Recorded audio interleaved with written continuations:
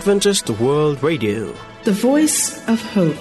Radio feon'ny fanantenana na ny AWR.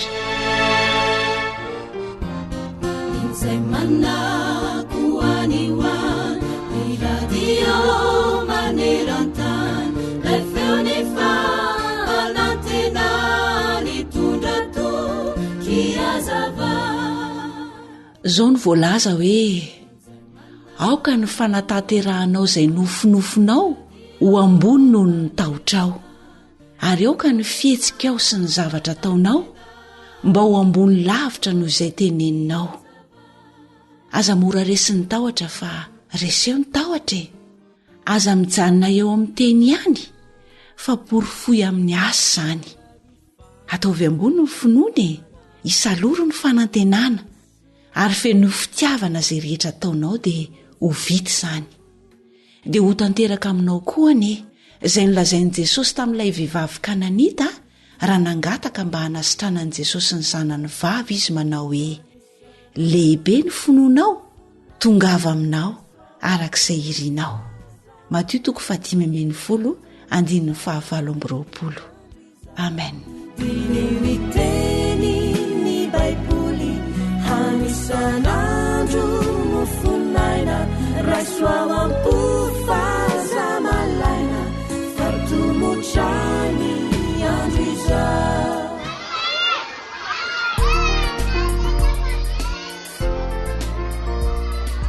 Takido enuyane nabuku mianuiza saya marayet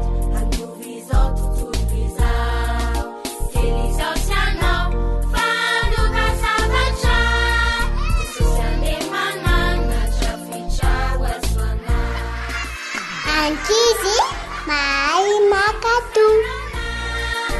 Ankizy malagas maminatra manitra. Ankizy malagas maovi izao tontolo izao. Faly miarahaba ny ankizy mpanaraka ny fandarana natokany ho an'ny ankizy. Ao amin'ny baiboly ao raka izy na ny tenin'Andriamanitra dia misy teny manao hoe aza mangalatra. Io alatra io no mitarika antsika andainga ihany koa. Lesona mikasika amin'izay indrindra no henontsika izao, koa endre tsara dia mihaino tsara ihany koa.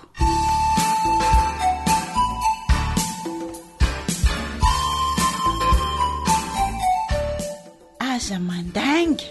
Tantara nosoratan'ny Eki, andrenesanao ny Fanjaniaina, Danta ary Nartina.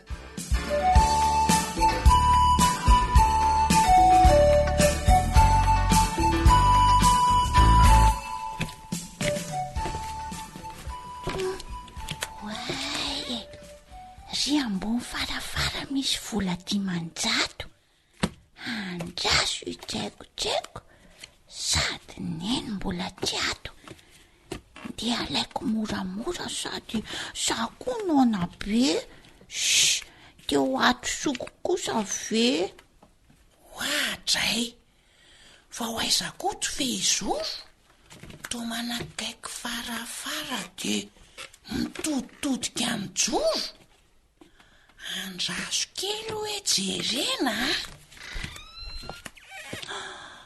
kiala fezoro milaza ho feno fahendrena tratrako aleo alazako amin'ny eny kay mpangala bola be dia mody tsy miteniteny.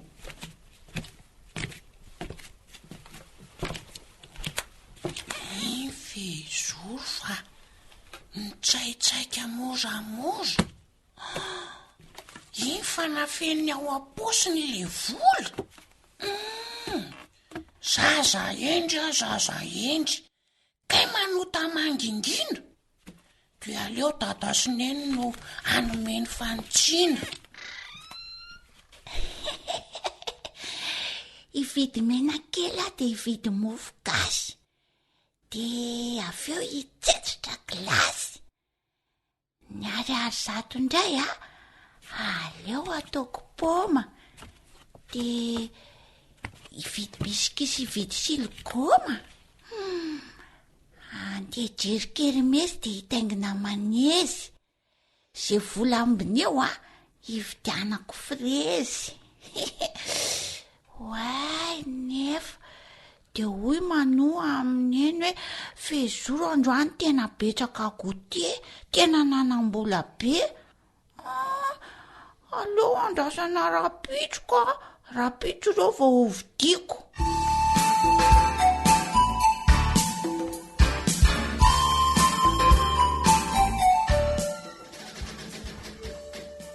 oraka izy nisy vola very tato tsy tadidiko izay fa angamba 500 zay nahaka an'izay avoay moramora zao sady very reto dia efa hoe mangalabola nga tsy fantatrareo moa fa zaza maditra no mangalabola. io fa terytrariny eny aloha mandainga kely tsy mba zaha mihitsy aloha dia iza indray moa fa manoa hitako izy ny draikodraiko moramora kay nalainy tao le vola ontso hitako ozineny ahoana ihany samy nina dia samy joro fa pandaingo fehizoro ontso fetsifetsy mody adala eny fa Andriamanitra malala ontso manoa manomboka androany se tsy mahazo vola dia tsy mihinana gote vokatry ny ditra dia efa foany tokotany borosy io ny trano avy eo mikosoka vilany kato zangy eriny eny ny diso dia zavy eny voasazo dia manjato niny angetry zany nakazy ahoany zany mihitsiko eny azy ho ataoko amintsika ny sasa vilany dia ny tokotany ho fafako fa vitako zany.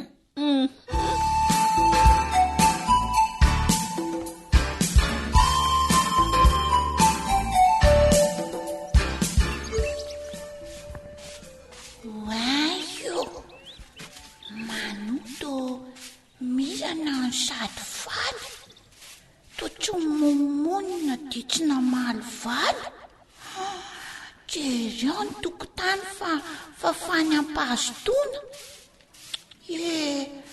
malahelo tena menatra fa aleo andeha hivona fehizoro to mangano andry zangamotesitra fa manatona ty hitandry malahelo zao ny anjely malahelo koa dada malahelo koa neny fa saingy zao Jesosy mbola vonina hamafany atsona raha tsapandry hoe diso dia ndana aloha mifona ka mifona za manoa nanendrikendrika anse vola 500 monja fa tsy mba vola be tena mivady fa io fa manomboka androany dia le vola 500 aleo averiko avy hatrany zandry malalo voavelany elokao zany dia andao iresaka amin'ny eny avy hatrany zao dia zao avilo zoko sakambino dia savao miposo le vola indray ny adino misaotra zoka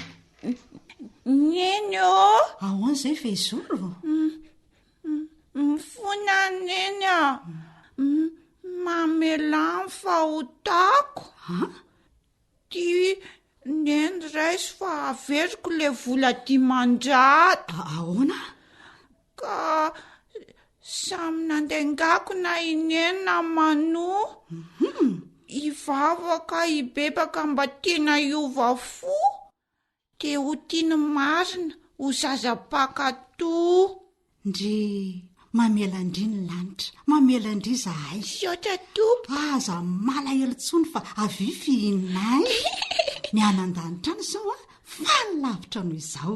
Misaotra toko. Misaotra reto falobe sa androany ke aleoko sehako avokoa na alviana vilany. Mano zaty andeo tokotany raha atsika da mamafa mety tena mety de rehefa vitsy zay de mbola mita zavatra fa ende tsara rakizy saotra neny saotra mano.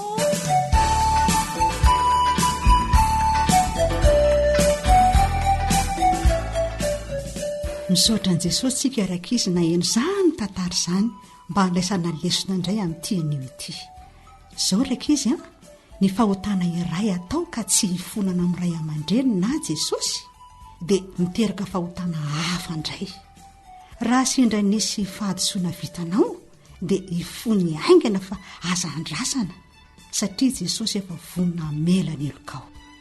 Amen. Radio AWR lay feo mitondra fanantenana isan'andro ho anao. AWR manolotra ho anao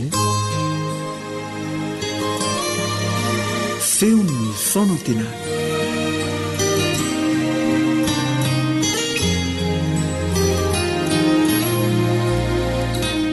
misy teny manaitra ao amin'ny baiboly ao na ny tenin'Andriamanitra ary betsaka ny tanora mametraka fanontaniana hoe nahoana no voasoratra ao anatin'ny tenin'Andriamanitra izany, inona ary ny tenin'Andriamanitra ho lazaina amin'izany.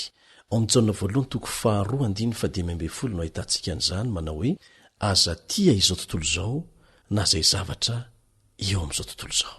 Amin'ity anio ity isika dia hamantatra ny tian'Andriamanitra ho lazaina ao anatin'izany fampitandremana izany.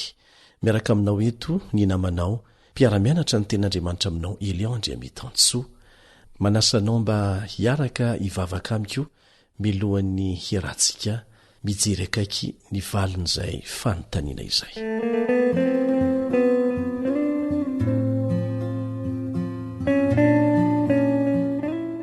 rahainay izay ny an-danitro misaotranao izay satria tombontsoa lehibe nomenao anay amin'izao fahafahana mianatra ny teninao izao. Mamelany elokay mamindra fo aminay meteza ianao mba hampianatra anay indray ary hampisokatra ny masonay ahitanay ny sitraponao sy izay tianao atao eo amin'ny fiainanay amin'ny anaran'i Jesosy. Amen.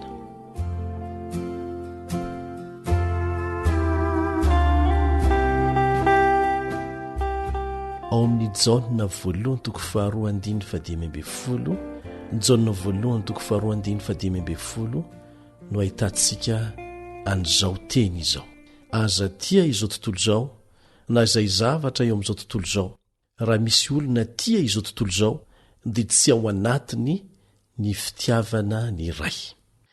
Jaona ilay mpianatra tanora indrindra tamin'ny mpianatra Jesosy no nampanoraty ny fanahin'Andriamanitra an'izany teny izany ary afatra mazava ho antsika izany, indrindra fa ho antsika tanora. Eto izany Jaona dia tanora miresaka amin'ny tanora, tanora mampita afatra mazava amin'ny tanora.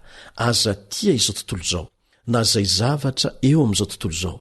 Raha misy olona tia izao tontolo izao dia tsy ao anatiny ny fitiavana ny ray. Inavy moa ireo zavatra eo amin'izao tontolo izao izay lazainy eto fa tsy tokony ho tiavintsika. Izao tontolo izao arabaky teny tokoa ve? Misy zavatra tsara sy mahasoa be dibe eto izay nomen'Andriamanitra antsika ary inona fa tsy ireny no asaina ankalaintsika. Manomeny atsipiriany kokoa ny amin'ireo zavatra tsy tokony ho tiantsika eo amin'izao tontolo izao ny apôstôly Jaona eo amin'ny 9:40. Jaona 1:2-9:40. Fa ny zavatra rehetra eo amin'izao tontolo izao dia ny filan'ny nofo sy ny filan'ny maso ary ny rehaka momba izao fiainana izao dia tsy avy amin'Andriamanitra ray fa avy amin'izao tontolo izao ihany. Notsipihany mazava tsara le izy: ny filan'ny maso, ny filan'ny nofo, ny rehaka momba izao fiainan'izao. Nahoana moa izy no manentana antsika mba tsy ho tia ireo zavatra voatanisa voatsipika manokana ireo. Eo amin'ny 9:40 ihany tapany 2 lazainy mihitsy eto hoe tsy avy amin'ny raintsika izay any an-danitra fa avy amin'izao tontolo izao ihany. Ary rehefa tsy avy amin'ny raintsika dia tsy asoantsika fa tsy maintsy animbantsika. Ny 9:50 tapany 2 dia izao ny voalaza eo: raha misy olona tia izao tontolo izao dia ireo filany nofo ny filany maso ny rehaka momba izao fiainan'izao dia tsy ao anatiny ny fitiavana ny ray. Manala anao, manala antsika amin'ny fitiavana ilay rainao izay any an-danitra zany ireo zavatra voatanisa manokana ireo. Mampisaraka antsika aminy, tandindomindoza avy hatrany ny fiainana tafasaraka amin'Andriamanitra nefa. Ahoana hoy Jesosy eo amin'ny Jaona 10:15, Jaona 10:15, raha misaraka amiko ianareo dia tsy mahay manao na inona na inona, ary izay ny tanjon'ny Satana, ny sarahanao amin'ilay fototry ny fitahiana izay azonao isan'andro, amin'ilay fototry ny fiarovana anao. Raha vitan'izany dia vitany ny anapotika ny fiainanao manontolo. Raha misaraka amiko ianareo hoy Jesosy dia tsy mahay manao na inona na inona. Ka izay zavatra mety mampisaraka antsika amin'io Andriamanitra tiantsika io dia tsy maintsy avelantsika. Raha mahasoa antsika ny filany nofo lazainy eto, ny filany maso ary ny rehaka momba izao fiainan'izao, dia Jehova mihitsy no nilaza fa tsy azo zava-tsoa ho an'izay mandeha amin'ny fahitsina izy. Tsy hanakana antsika hanaram-po amin'ireo zavatra ireo Andriamanitra raha mahasoa antsika izany. Ndeha ho raisintsika tsirairay ange izy ireo hoe ny filany nofo sy ny filany maso. Lust no andikahanan'izany amin'ny dikateny amin'ny teny Anglisy. Ny hoe lust dia faniriana mafy hanome fahafampo ny filany ratsy ao anaty. Tafiditra ao anatin'izany ny faniriana mafy te azo fahefana amin'ny fomba rehetra, na tsara io na ratsy. Ny faniriana mafy hanome fahafampo ny filany ratsy amin'ny fampanaranana fo ny lafi ny aranofo, indrindra fa ny firaisana aranofo ivelany fanambadiana.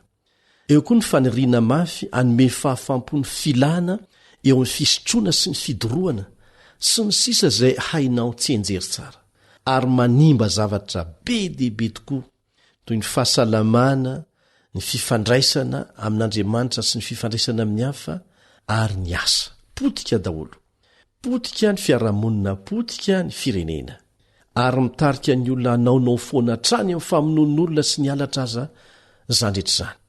No avany manokana ny hoe filan'ny maso.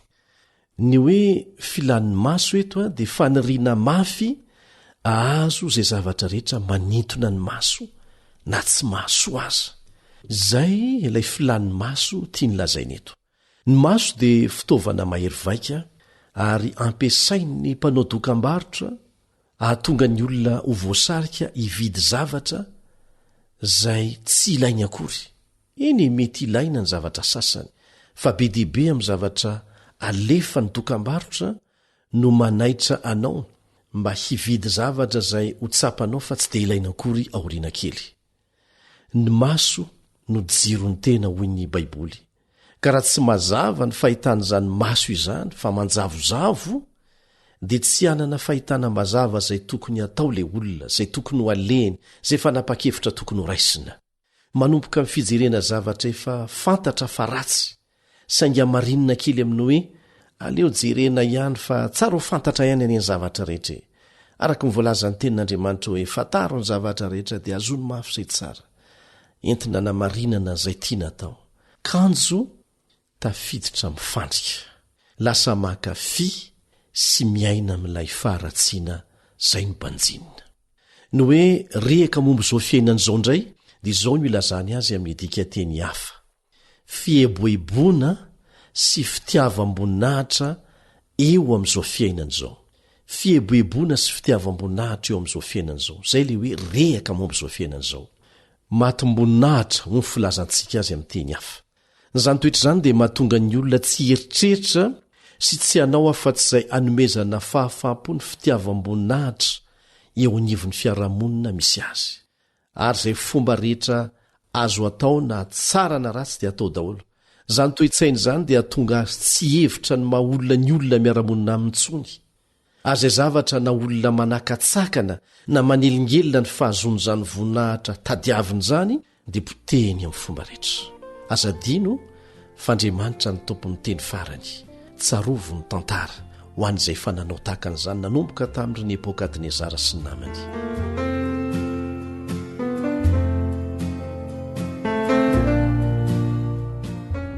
Ny mpikaroka momba ny fifandraisana ny Etazonia dia nahita fa ny akamaroan'ny fandarana mandeha amin'ny televizion sy ny radio dia iasan'ireo fikambanana miara-miasa amin'ny satana mivantana na akolaka.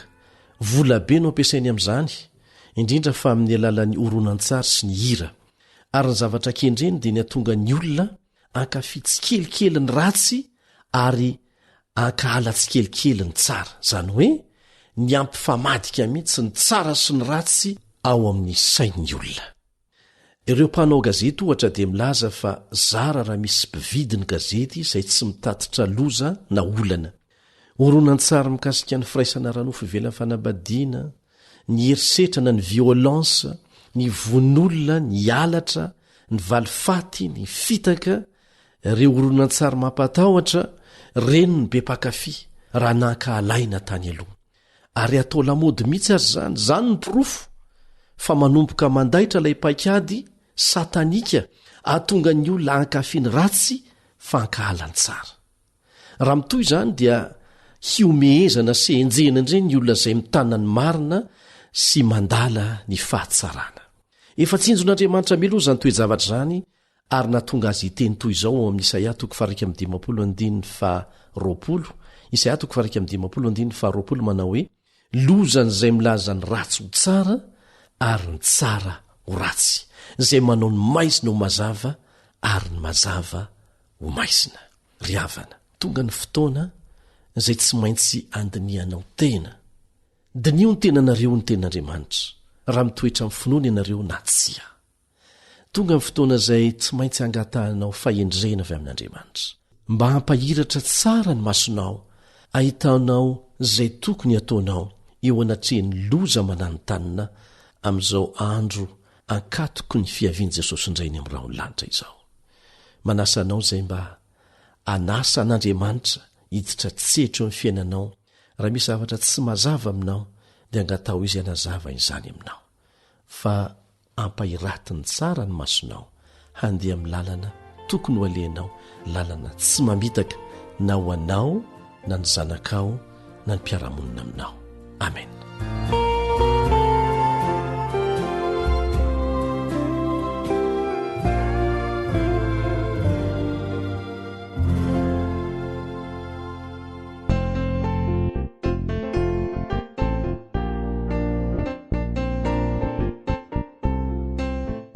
Tarika hanitra Kristy.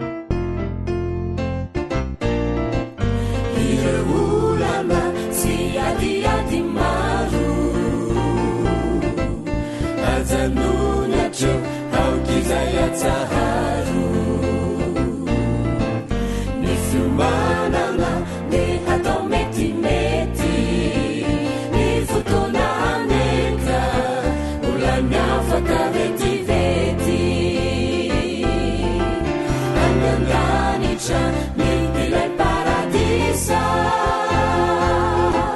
e favor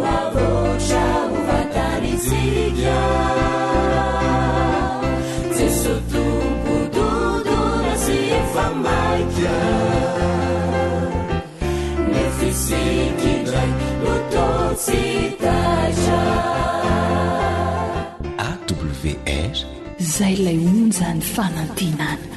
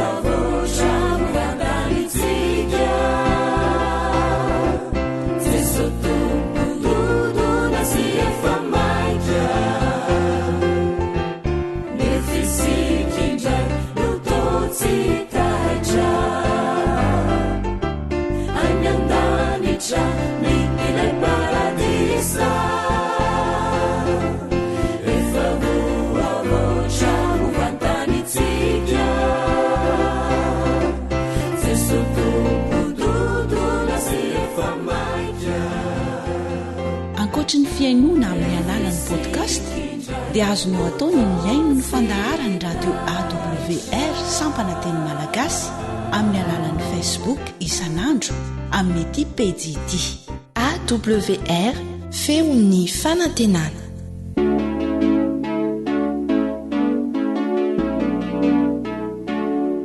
Tanora mandray andraikitra mitondra fanantenana.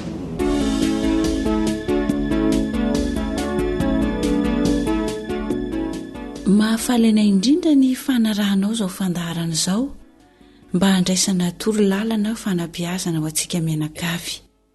Ny firarianay dia ny haharetanao hiaino izany hatramin'ny farany. Fanjano an'olotra izany ho anao eto miaraka amin'ny Rilasy Sam eo amin'ny lafin'ny teknika.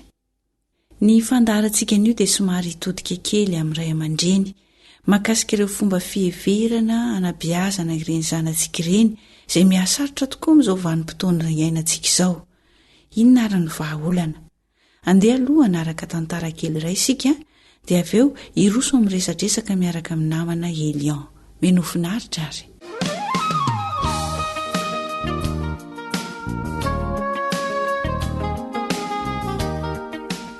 Raiso ny andraikitra. Tantara no soratan'ny Rota Sitraky ny aina, andrenesana ho an'ny fanja sy naharitina.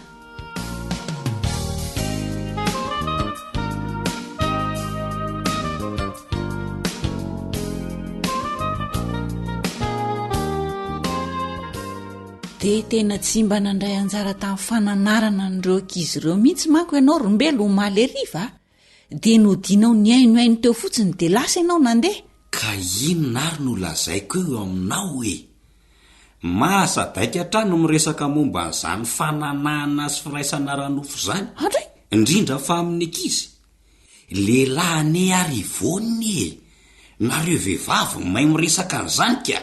Fa ngakora ngaty ny fitezana misy an'izany lehilahy sy vehivavy izany a. Ray aman-dreny miara-mitaizitsika ko inona indray? Ka tsy azoko mihitsy. Hoe ahoany? Efa mivoana koa ny fitezana amin'izao andro izao fa tsy mba oatra ny taizanantsika taloha. Fady mihitsy ny miresaka an'izany. Amin'izao fotoana izao dia lasa misy an'izany hoe firesahana. Ka iezany izy hoe taloko. Talosiny ankehitriny ve hitovy rombelo a? Zaza mpivadiana toan'izany ry vonina. Vao maika famporisihana ny ankizy anandrakandrana ny firesahana an'izany amiko fa tsy fiarovana azy. Mandreraka mihitsy miresaka aminao ty rombelo ka. Marina moa terisaina loatra ianao. Mbola fotom-pisainana tamin'ny andron'ny bebe amin'ny bebe andry bebe ty eritreretinao ka. Ohatra tandremo kely a. Nahasoany fitezany bebe ary izany ray moa ny olona manisika an'izany tao andohanao tao. Zafy eneny mba mandalo eto indraindray dia mba mifampizara izay mahasoa izay menada. Inona moa ny maharatsy an'izany ho ianao ka? Manao resaka mandany andro mifanasa doha amin'ny zavatra tsy misy dikany. Aiza ny atakaran'ny ankizy sy ny zaza vao firy taona izany resaka firaisana ranofo sy fananana izany. Ny asany atsabetsaka maninona raha makany rehefa tsy misy atao? Fa angary eo zaza ireo aminao hijanona ho zaza foana fa tsy halehibe rimbelo a. Mbola miamitombo saina ihany koa. Raha ny atsaha foana dia avela barana any ianao izay tiany atao eto ny ankizy. Tsy misy mpanara-maso ny sisa. Ary zay zany nahatonga ny ombindry le zafy nandrongatra omaly. Lozany nanoko resaka taty aminao taty dia navela mibarana any tao ny omby. Tsy ny fatorany akory. Azao nosen'ny ombindry zafy daholo ny anana, ny tsaramaso, ny mangazo ery andafendrefana, ny tongolo, ny ongotr'ongotra daholo. Ny ankizy sy ny lehibe zany zao efa samy mampivadika do daholo raha azoko tsara ka. Marine. Dia tsy mba misy dikany aminao mihitsy verimbelo no avin'ireo zanakao reo a. Ary ireo volo voasongotra efa nambolena 4 volana potika ireo raha matoa tsy hisy dikan'ireo aminao. Vola sainany laniko tamin'ireo rivoniny. Ireo no mba handrandraina amin'ity taon'ity. Ny kajikajiko amin'ireo zao efa maty paika daholo. Dia ahoana ny fomba narenana an'ireo? Zany zao no tokony hampiasa saina mafy. Raha izay volo ny simba rimbelo a, tsy zavatra sarotra ny manarina an'izany a. Fa raha no avin'ny ankizy ny potika, dia izay ny zavatra mampalahelo indrindra ary tena sarotra ny anarina azy raha ho voarina aza. Tsy sarotra ho ianao. Ombony anadanao tokoa moa nanimba azy ka dia tsy isolana aminao hoe. Manatsotsotra zavatra mihitsy ani ianao zany rivoniny. Aleo mihitsy aloha hitady an'izafy fa tsy mety amiko zao hoe. Sady aleo ho teneniko kely amin'ity fitezana hafahafa nareo daty. Toa hifangaro voraketo koa ny resaka omby sy ny ankizy ka hanahira. Mandeha any e. Efa miatoandro koa ny andro ka sao tsy ho tratranao ao izy.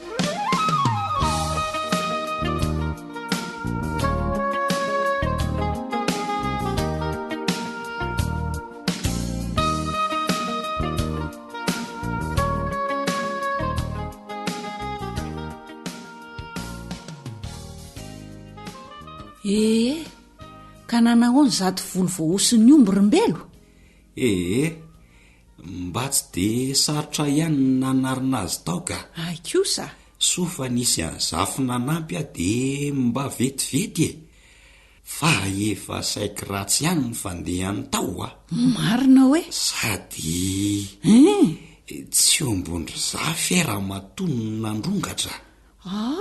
Fa ombony izy. Ombondry be zamy e. Le zodako nahazo loza. Anga tsy afa-baraka ny zafy mihitsy ary vonina. Ny vazavaza sala ny vehivavy tany an-tanànan'olona tany a. Marina mafy. Zay ny ianao rambelo. Nanatitra ady taman'olona tsy manatsiny. Zay no alehany rehefa tsy mba mandinika tsara aloha fa eti-po amin'ny fiheveran-diso eny fotsiny.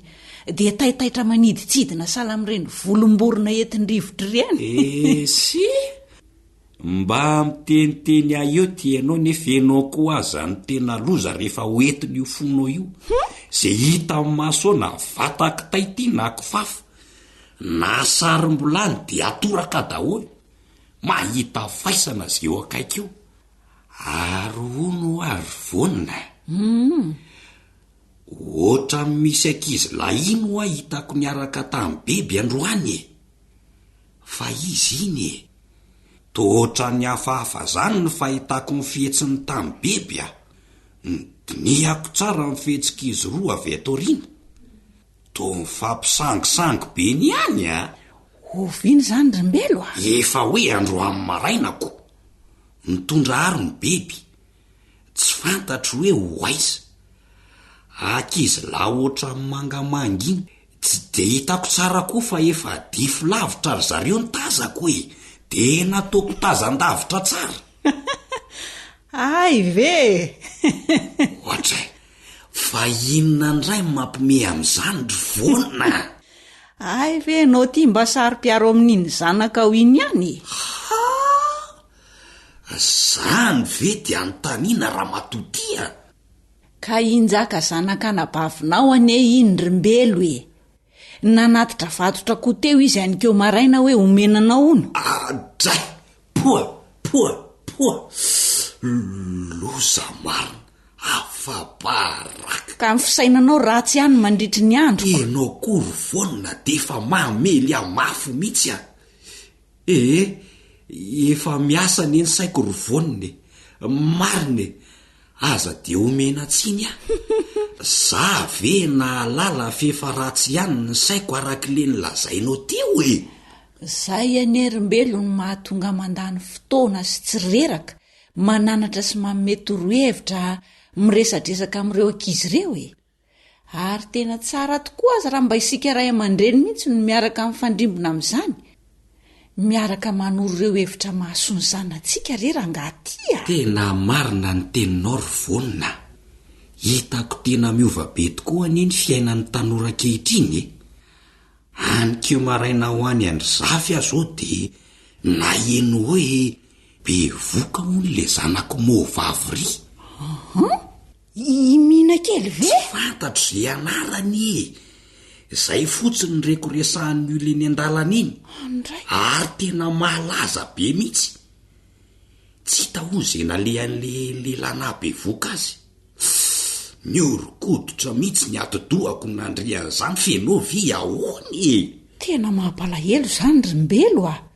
Mbola kely nie iny zazavavy iny e. Andray 40 taona mitovy amin'ny beby.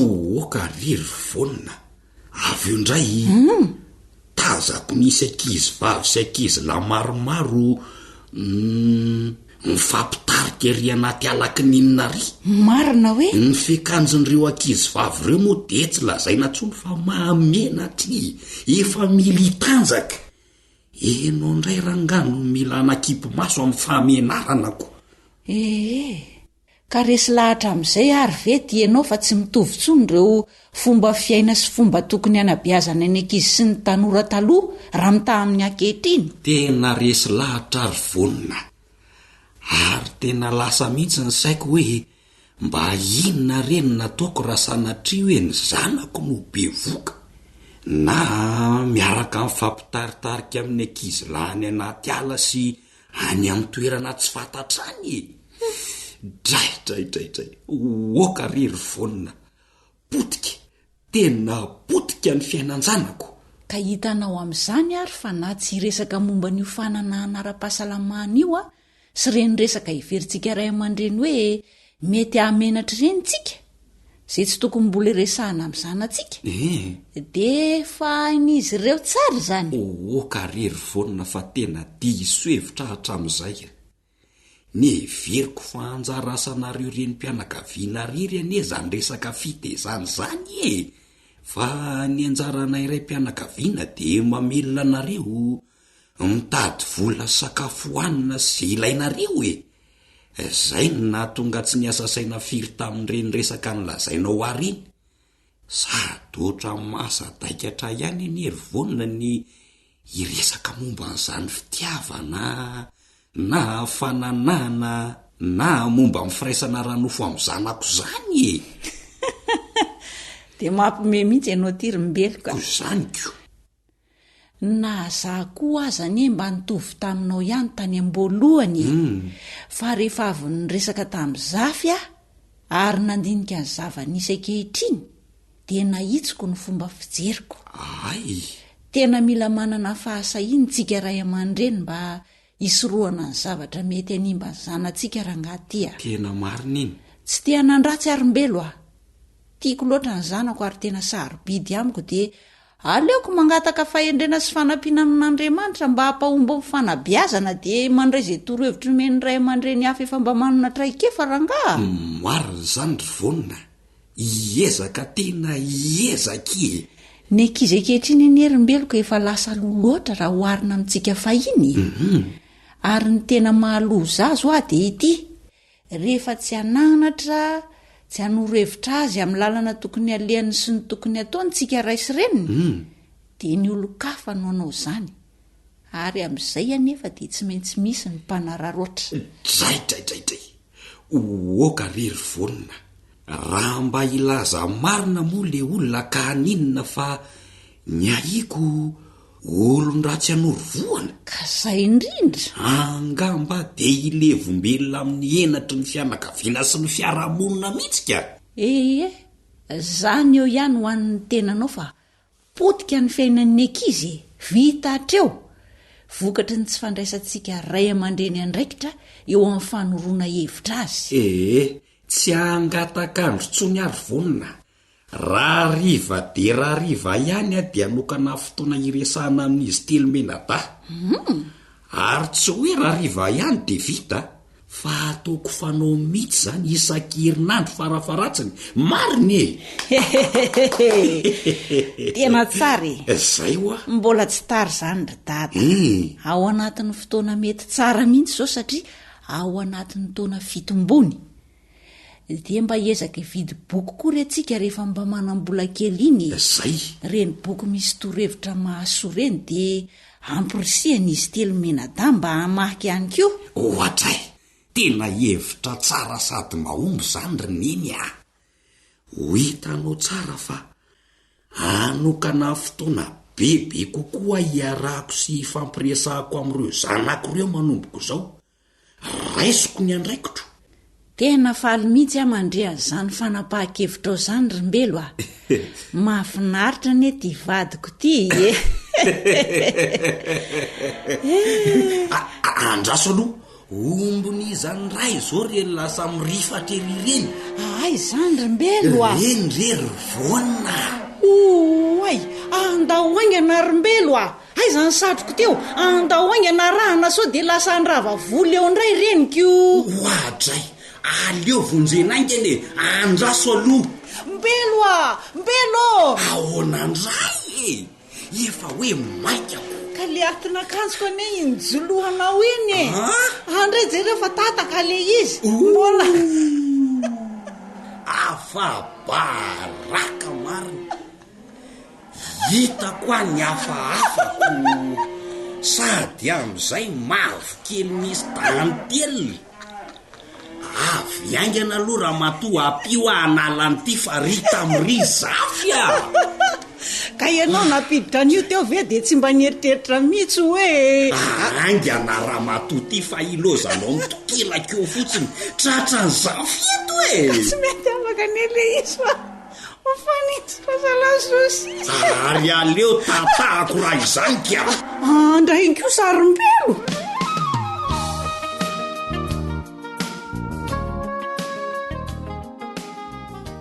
miaraba ny tanora sy ny ray aman-dreny mpanaraka ity fandarana ity ny namanao Elion. Hitantsika tao anatin'iny tantara iny fa tena ilaina ny mifampiresaka tsy eo ampivady ihany fa eo amin'ny ray aman-dreny sy ny zanaka ihany koa indrindraindrindra.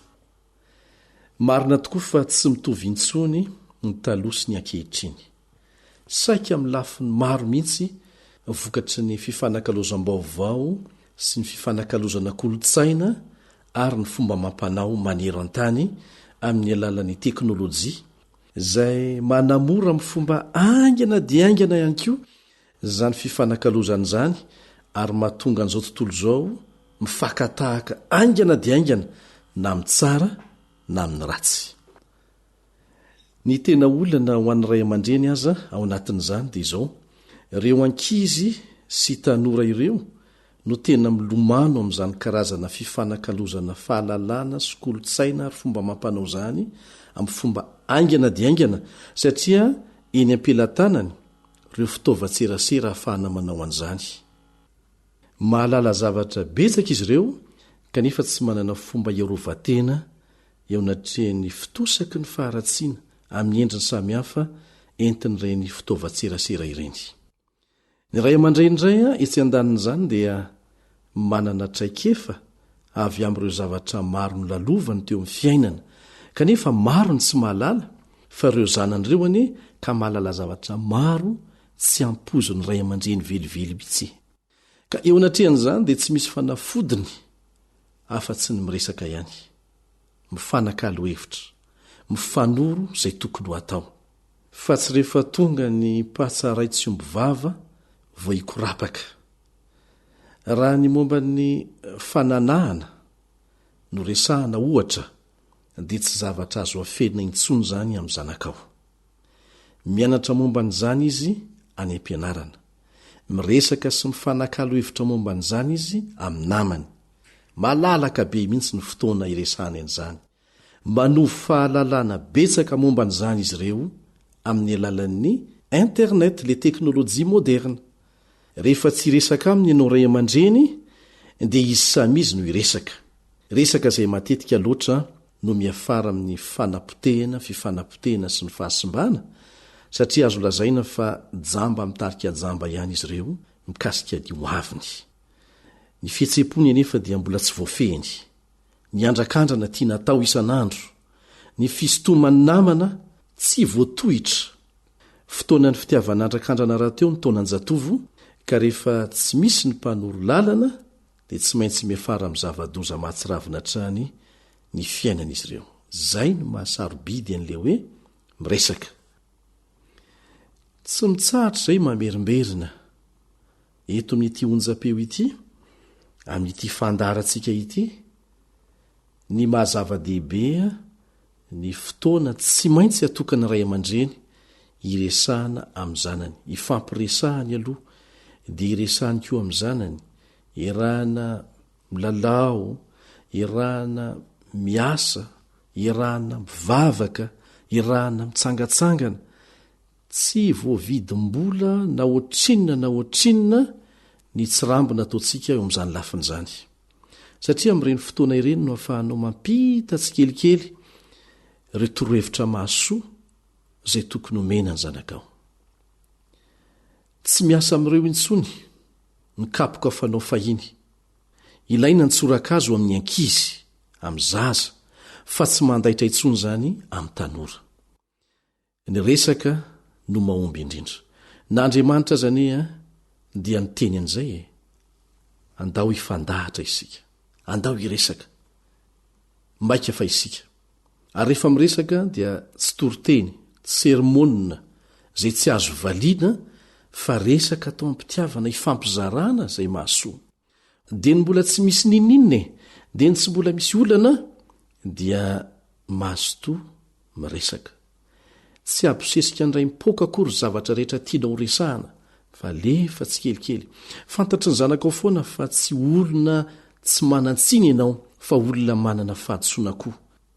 Tsy ray aman-dreny tsy manana fahadisoana rahateo koa nge ny tadiavin'izy ireo fa ray aman-dreny afaka miresaka aminy, mizara aminy ampitiavana izay rehetra tokony ho fantany mikasika ny fiainana. Izay. Dia rehefa nizarinao iresaka ampitiavana aminao ireo olana madinidinika mahazo azy ny zanakao, dia tsy ho afeniny aminao koa ireo olana goavana mety ho atrehiny.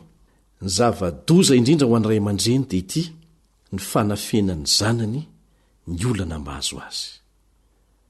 Tsy misy fiarovana ho an'ny tanora tahaka ny fananany fitokisana ampitiavana ny ray aman-dreniny izay azo nizarana ny zavatra rehetra mahazo azy na soa na ratsy. Rehefa tsy misy an'izay dia tsy maintsy manao ezaka mafy ny ray aman-dreny mba isian'izay fitokisana izay. Dia izay koa ny namarana fotoana antsika teto androany, manao mandra-peona vetivetiny na manao Elion.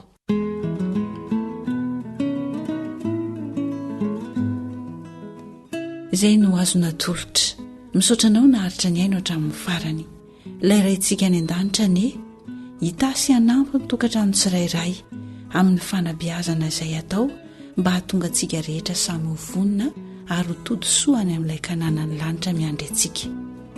Misaotra ny namana Elion izay tompona andraikitra ny fandaharana isika nanolotra izay mahasoa antsika teto amin'ny manaraka indray ary.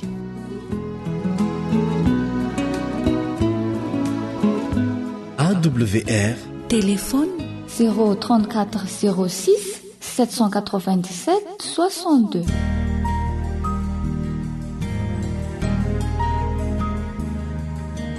Faniteninao no fahamarinana.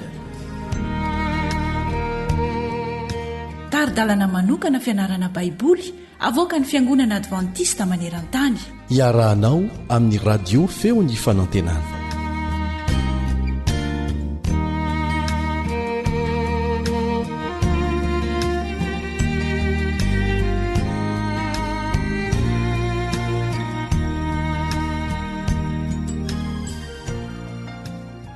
Ny namanao pasteur Andrina Sojaona dia faly miarabanao indray izay manaraka tsy tapaka ity fiarah-mianatra ny tenin'Andriamanitra ity. Isaorantsika mandrakariva Andriamanitra noho izany. Manasantsika hanondrika ny lohantsika meloha ny hanomboantsika ny fiarah-mianatra androany. Andriamanitra rainay io, misaotranao izay noho ny fitahinao anay. Olomenao indray izao tombontsoa manokana izao afaka hiara-hianatra ny teninao. Ngataka ny fananao masina izahay mba hanampy anay hitarika anay amin'izany. Fananao koa no hanampy anay mba azonay mandray ny lesona izay tianao omenanay mba azonay mampiatra izany eo amin'ny fiainanay. Amin'ny anaran'i Jesosy no angatana izany vavaka izany. Amen.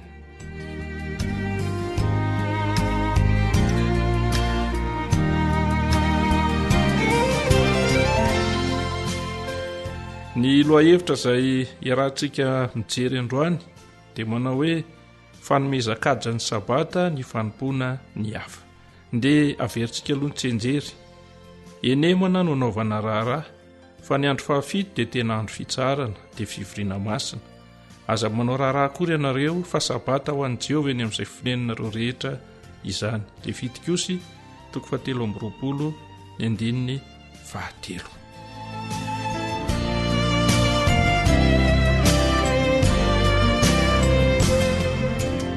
Tamin'ny andron'ny testamenta vaovao ireo mpitarika fivavahana jiosy dia nanampy fandrarahana sy fitsipika marobe mikasika ny fitandremana ny sabata. Anisan'izany ohatra tsy azo atao ny mamatotra na mamazavatra na inona amin'ny andro sabata. Eny fa na dia ny manasaraka kofehy anankiroa aza dia tsy azo atao. Tsy azo atao ihany koa ny mamono afo amin'ny andro sabata. Tsy azo atao ny mitondra ny zavatry ny tena manokana ho any amin'ny toerana izay iraisana amin'ny be sy ny maro, na tsy azo atao ihany koa ny mitondra zavatra any amin'ny toerana izay iraisan'ny be sy ny maro, mihoatra noho ny alaviran-dalina izay efa voafaritra milo. Santionany ihany izany fa be dia be ireo fandrarana ro fitsipika izay napetraka izy ireo. Ao amin'ny Jaona 5:7-7 dia nisy toe-javatra izay nanamelohan'izy ireo an'i Jesosy ao mikasika izay tokony atao sy tokony atao amin'ny fitandremana ny sabata izay. Nde ho vakiantsika izay voambara ao amin'ny Jaona 5:7-8. Ilay marary namaly azy hoe, Tompoko, raha itsena ny rano dia tsy mba misy olona androboka ahy eto amin'ny farihy, nefa raha mandeha aho dia misy olon-kafa misosoka eo alohako.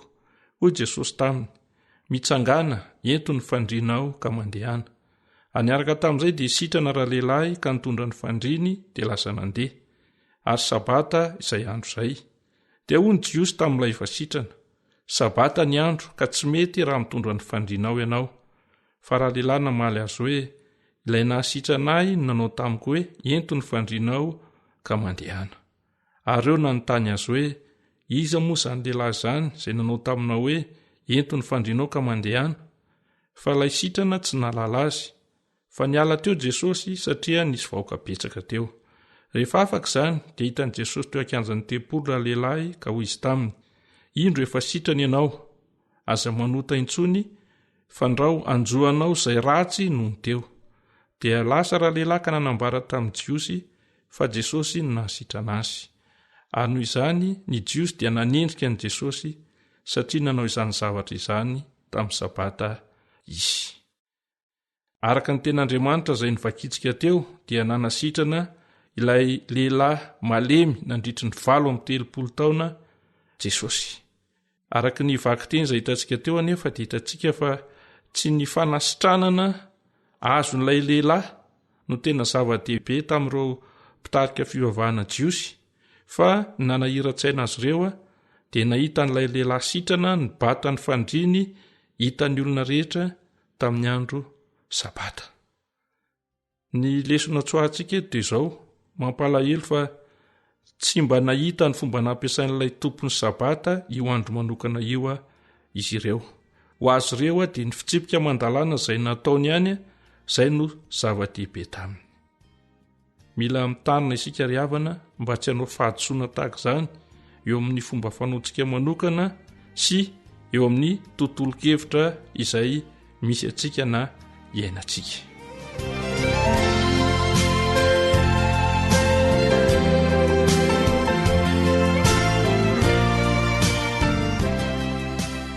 inona tokoa moa no drafitr'Andriamanitra mikasika ny fitandremana ny sabata dia ovakitsika izay voambarany ten'Andriamanitra ihany ao amin'ny Isaia 40:2-3 nefa izao mbola tadiaviny ihany isan'andro isan'andro ary ny alalan'ny lalako no sitrany tahaka ny firenena efa nanao ny marina ka tsy nahafoy ny fitsipik'Andriamanitra no fanontaniany amiko ny fitsipiky ny fahamarinana sy aniriny ny avian'Andriamanitra. Nahoana izay no mifady ho izy nefa tsy hitanao ary nahoana izay no mampahory ny tenanay nefa tsy ahoanao. Indro fa amin'ny andro fifadianareo aza dia mbola ny tianareo ihany no ataonareo ary mipiasa rehetra aminareo dia ampahorianareo. Hitantsika eto izany ry havana fa tsy sitrak'Andriamanitra ny hanao fanompiovana pokaty na fombafomba ivelany fotsiny amin'ny andro sabata.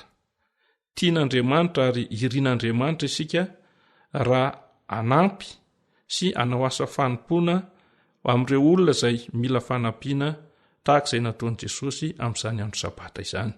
Ary ny Isaia 40:17-20 dia manambara izany mazava tsara.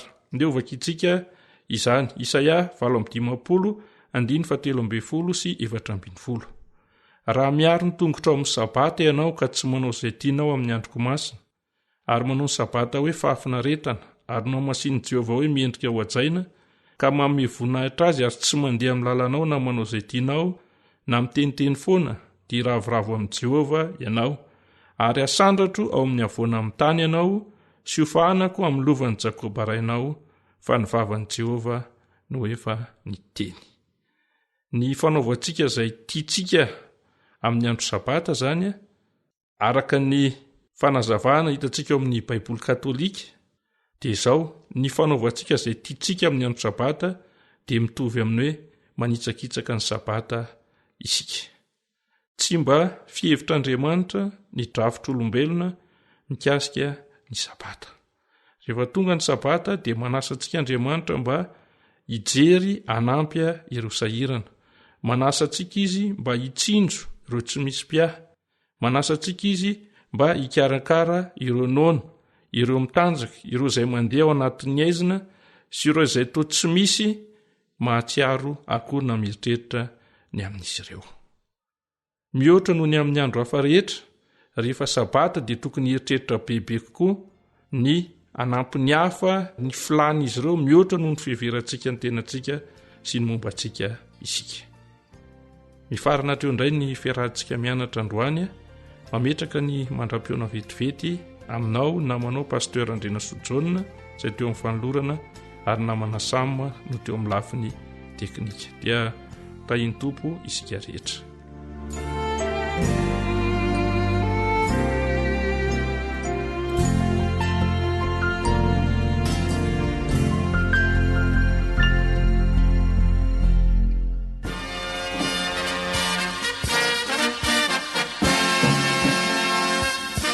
Adventist World Radio, the voice of hope.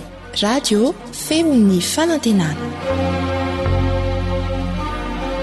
Ny farana treto, ny fanarahanao ny fandaharan'ny radio feo fanantenana na ny AWR amin'ny teny malagasy. Azonao atao ny mamerina miaino sy maka maimaim-poana ny fandaharana vokarinay amin'ny teny pirenena mihoatriny 100 amin'ny fotoana rehetra. Raisoaryn'ny adresy ahafahanao manao izany. www.awr.org na www.feofanantenana.org.